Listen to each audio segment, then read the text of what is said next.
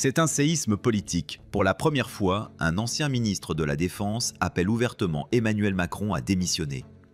Face à une France en crise, un exécutif en chute libre et une assemblée paralysée, la question est posée. Faut-il vraiment attendre 2027 ?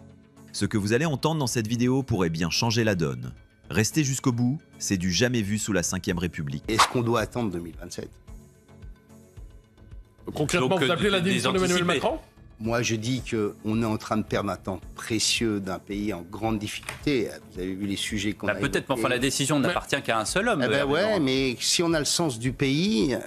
Faut qu'il parte. Mais on va être concret, voilà, vous invitez Emmanuel Macron à démissionner. Je dis que le président de la République qui dirait au nom de l'intérêt de la France, pour ne pas perdre 2 ans dans l'état dans lequel se situe la vie politique, avec une partie de l'Assemblée nationale où on a le sentiment d'avoir Robespierre, Marat et Saint-Just qui sont là pour couper les têtes tous les jours.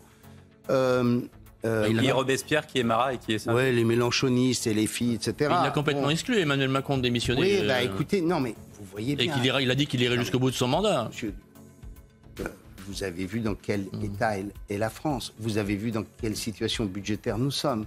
Vous voyez bien qu'on est face à des problématiques sur lesquelles on a besoin de Donc réponses. vous dites aujourd'hui qu'il faut qu'il parte, faut qu'il démissionne. Je dirais, laissons moi, Hervé Morin avoir si un vous pouvoir voulez, de mais conviction c'est- ce matin si- sur Europe 1 et sur CNews. Si vous voulez mon point de vue, le président de la République dirait, voilà, la situation du pays est trop grave. On voit bien que rien ne bouge, rien n'avance. Il y a un autre sondage sur la presse concurrente, je ne sais pas si vous avez vu. L'état dans lequel, d'opinion favorable dans lequel est le couple exécutif. Bien. Disons, on laisse le temps aux partis politiques de s'organiser. Le temps, les primaires, pas les primaires, choisir son candidat, pas comme ça du jour au lendemain.